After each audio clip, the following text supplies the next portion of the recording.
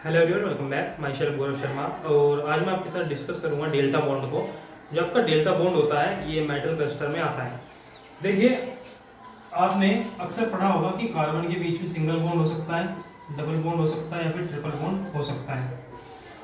लेकिन हमारे metal cluster के अंदर मेटल के बीच में 4 बॉन्ड भी आ जाते हैं। ठीक है, अगर किसी मेटल के बीच में, आपके मेटल क्लस्टर के अंदर किसी दो मेटल के बीच में अगर 4 बॉन्ड बन जाते हैं, तब एक बॉन्ड वहां पे डेल्टा बॉन्ड होता है। इसमें जो पहला बॉन्ड होता है वो सिग्मा बॉन्ड होता है, दूसरा बॉन्ड होता है हमारा पाई, तीसरा बॉन्ड भी पाई होता है, और जो लास्ट वाला जो बॉन्ड होता है इसको बोलते हैं डेल्टा बॉन्ड। ठीक है, ये आपका डेल्टा बॉन्ड होता है। अब डेल्टा बॉन्ड हम कैसे पता लगेगा किसी क्लस्टर के अंदर डेल्टा बॉन्ड है या नहीं है? तो उसके लिए हम क्या करेंगे, हम बॉन्ड ऑर्डर निकालेंगे किसी गिवन मेटल क्लस्टर के अंदर कि इसका बॉन्ड ऑर्डर क्या है। अगर बॉन्ड ऑर्डर 4 आ जाता है तब हमारे गिवन कॉम्प्लेक्स के अंदर डेल्टा बॉन्ड प्रेजेंट होगा। चलिए एग्जांपल देख लेते हैं। ये बहुत ही फेमस एग्जांपल है Re2Cl8। इसके ऊपर जो ओवरऑल चार्ज है वो है 2 नेगेटिव। ठीक है, इस एग्जांपल से समझेंगे कि हमें कैसे पता चलेगा कि इस कॉम्प्लेक्स के अंदर क्वाड्रुपल बॉन्ड या फिर डेल्टा बॉन्ड है या नहीं है। तो देखिए, सबसे पहले हमें क्या करना होता है। सबसे पहले स्टेप जो है वो क्या है कि हम ऑक्सीडेशन स्टेट निकालेंगे मेटल का। जो आपको कॉम्प्लेक्स दिया गया है उसके अंदर जो मेटल्स हैं उसका आप ऑक्सीडेशन नंबर निकाल लेंगे। चलिए इसका निकाल लेते हैं। तो देखिए, इसका ऑक्सीडेशन स्टेट निकालना है तो मैंने इसको x माना, और Cl क्या होता है -1, तो मैंने इसको यहाँ पे रखा -1 मल्टीप्लाई बाई 8। यहाँ पे 8 है, और जितना ओवरऑल चार्ज होता है इसको इक्वल में लिख देते हैं -2। इसको सोल्व आउट कर लेते हैं। 2x minus 8 is equal to -2, 2x is equal to -2, और इधर 8 माइनस का जाकर प्लस का हो जाएगा। 2x is equal to 6, and ये इसकी डिवाइड में जाएगा तो x इज इक्वल टू 3। चलिए, हमने इतना काम किया पहले कि जो हमारा मेटल क्लस्टर गिवन था उसके अंदर हमने ऑक्सीडेशन स्टेट को फाइंड आउट कर लिया है। जो हमारा मेटल के ऊपर ऑक्सीडेशन स्टेट है वो +3 है। अब यहाँ पे देखिए, जो मेटल है वहां पे 2 मेटल है। मेटल कितने हैं? 2 मेटल है, क्योंकि ये Re2 है। अब देखिए, जो हमने ऑक्सीडेशन स्टेट निकाला है ये हमने सिर्फ एक मेटल का निकाला है। अगर हम अलग अलग देखें, इसका मतलब ये होगा कि दोनों मेटल के ऊपर इतना इतना चार्ज होगा। जो +3 मैंने यहाँ से कैलकुलेट किया है, दोनों के ऊपर +3 चार्ज होने वाला है। चलिए, आपको बताया, मैंने आपको बताया था कि जो आपका ये एलिमेंट होता है ये आता है आपका एमोनो वाले ग्रुप में। ठीक है, और इसके जो वैलेंस इलेक्ट्रॉन होते हैं वो होते हैं 7।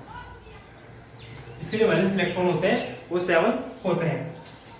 अब देखिए, एक रीनियम के ऊपर +3 चार्ज है। हमारे पास इस कॉम्प्लेक्स के अंदर 2 रीनियम दिए गए हैं, तो इनके ऊपर कितना चार्ज है? +3 और +3। देखिए, जो वैलेंस इलेक्ट्रॉन होते हैं वो कितने होते हैं आपके? 7। लेकिन यहाँ पे एक चार्ज भी आ गया, कितना चार्ज? 3 और 3। इसका मतलब ये है कि 7 से जब 3 इलेक्ट्रॉन डोनेट कर देगा तो ये हो जाएगा D4। ये भी क्या हो जाएगा आपका? D4। तो आपके D4 सिस्टम हो गए हैं Re2Cl8 2 नेगेटिव में। अगर हम ओवरऑल टोटल इलेक्ट्रॉन देखें जो मेटल्स के हैं वो है हमारे 8। 4 इलेक्ट्रॉन्स इस रीनियम के और 4 इलेक्ट्रॉन इसके, तो टोटल हो जाते हैं 8। अब देखिए, जो आपके मेटल क्लस्टर होते हैं उसके अंदर यहां पे देख लेते हैं, जो आपके मॉलिक्यूलर ऑर्बिटल होते हैं वो कुछ इस टाइप से होते हैं। देखिए, ये जो पहला ऑर्बिटल है इसको बोलते हैं सिग्मा। ये 2 ऑर्बिटल नेक्स्ट वाले होते हैं पाई। इसके बाद होते हैं डेल्टा। ठीक है, इसके बाद ये एंटी बॉन्डिंग वाले ऑर्बिटल है, ये होता है आपका डेल्टा स्टार। ये आपके पाई स्टार ऑर्बिटल्स होते हैं, और ये आपका सिग्मा स्टार ऑर्बिटल होता है। हम एक्चुअली करने क्या वाले हैं, हम यहाँ पे बॉन्ड ऑर्डर निकालने वाले हैं। बॉन्ड ऑर्डर के निकालने के लिए क्या करेंगे, देखिए टोटल जो इलेक्ट्रॉन्स है वो 8 हो गए हैं। तो हम क्या करेंगे, इन 8 इलेक्ट्रॉन को यहाँ पे फिलअप करेंगे। 2 4 6 एंड 8। तो मैंने क्या किया है, कंप्लीट जो मेरे 8 इलेक्ट्रॉन्स थे मैंने उनको ऑर्बिटल में क्या कर दिया है, फिलअप कर दिया है। अब मेरे पास एक फॉर्मूला होता है बॉन्ड ऑर्डर का, आपने सभी ने पढ़ा है। बॉन्ड ऑर्डर का फॉर्मूला होता है number of electrons in bonding minus number of electron in anti bonding divided by 2। ये आपने सभी ने पढ़ा है कि जो बॉन्ड ऑर्डर होता है उसका फॉर्मूला होता है कि the number of electrons in bonding minus bonding orbital minus the number of electron present in anti bonding molecular orbitals. तो इसमें से इसको डिवाइड कर देते हैं, जिससे हमारा क्या आता है, हमारा बॉन्ड ऑर्डर निकल के आ जाता है। चलिए देखिए, नीचे तो सब बॉन्डिंग है और ऊपर है एंटी बॉन्डिंग। एंटी बॉन्डिंग में एक भी इलेक्ट्रॉन प्रेजेंट नहीं है और बॉन्डिंग में हमारे 8 इलेक्ट्रॉन प्रेजेंट है।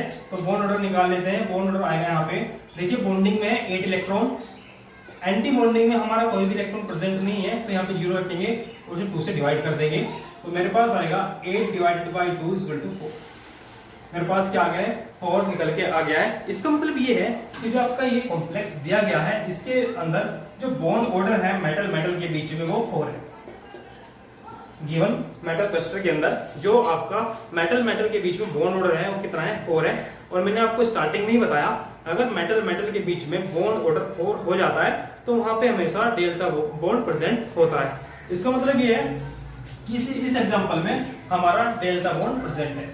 डेल्टा बॉन्ड मतलब बोले तो दो मेटल के बीच में हमारा क्वाड्रपोल बॉन्ड है, या फिर वहां पे जो नंबर ऑफ बॉन्ड्स है वो 4 है। और इसका स्ट्रक्चर देख लेते हैं कैसे होता है। और स्ट्रक्चर में यहाँ पे इसका बना देता हूँ।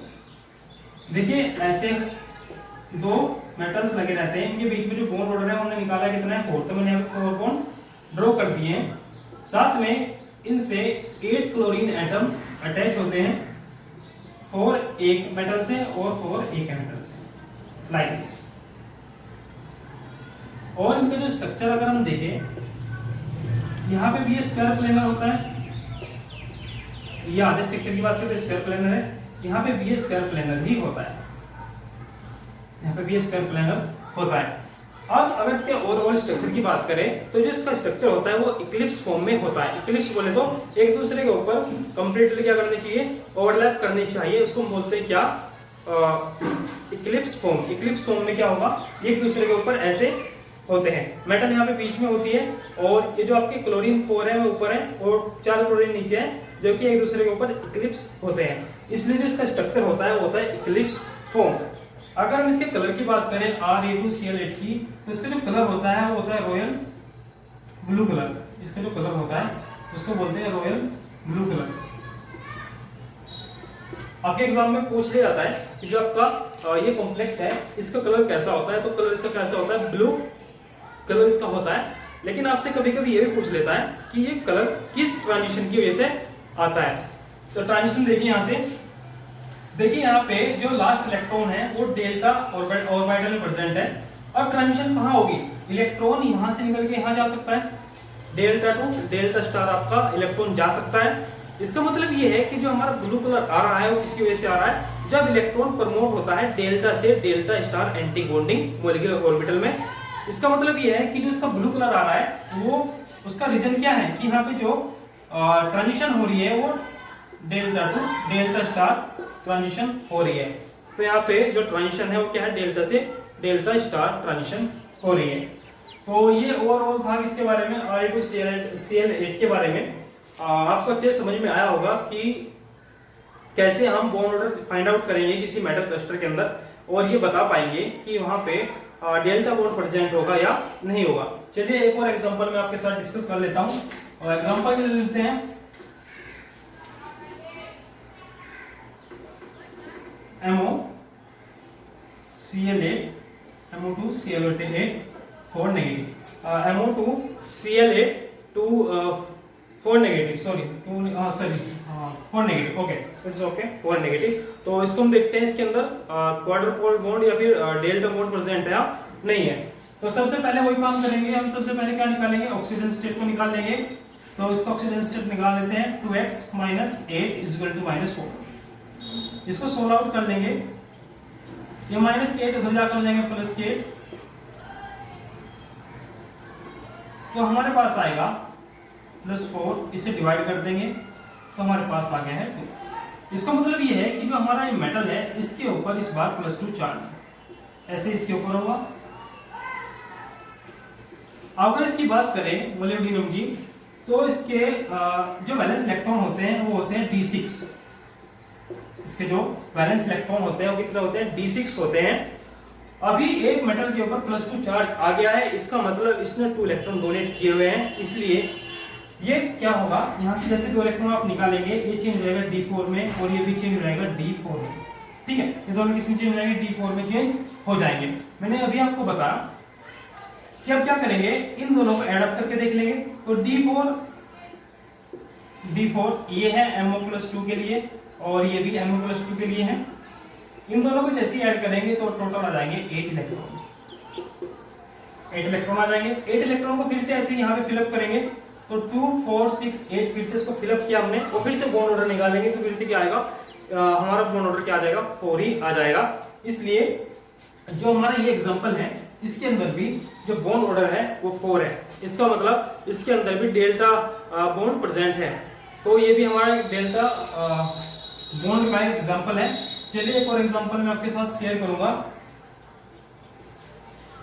एक और एग्जांपल कर लेते हैं, ओसियम Cl8 4 नेगेटिव, इसको करके देखते हैं। देखिए जो आपका ओसियम होता है ये आता है आपका आयरन के ग्रुप से। ठीक है, तो सबसे पहला काम वही ऑक्सीजन स्टेट निकाल लीजिए, -8 = -4, 2x = -4 + 8 इधर ही चला जाएगा, प्लस हो जाएगा, x = 4 / 2 = 2। ठीक है, इसका मतलब ये है कि जो मेटल है उसके ऊपर +2 चार्ज आ गया है। तो यहाँ पे जो ओसियम है उसके ऊपर +2 चार्ज है, ऐसे ही दूसरे ओसियम के ऊपर भी +2 चार्ज है। अब ये आयरन ग्रुप से है तो इसका जो वैलेंस इलेक्ट्रॉन होते हैं D8। तो ऐसे ही इस ग्रुप में ओसियम भी आता है, उसके वैलेंस इलेक्ट्रॉन 8 हो जाते हैं। जब इसमें से D8 में से 2 माइनस करेंगे तो हो जाएगा D6, और ये भी क्या हो जाएगा आपका D6 सिस्टम हो जाएगा। इन दोनों में क्या हो जाएगा, D6 हो जाएंगे। अब क्या काम करना है, दोनों इलेक्ट्रॉन्स को हमें क्या कर देना है, ऐड कर देना है, तो हो जाएगा 12।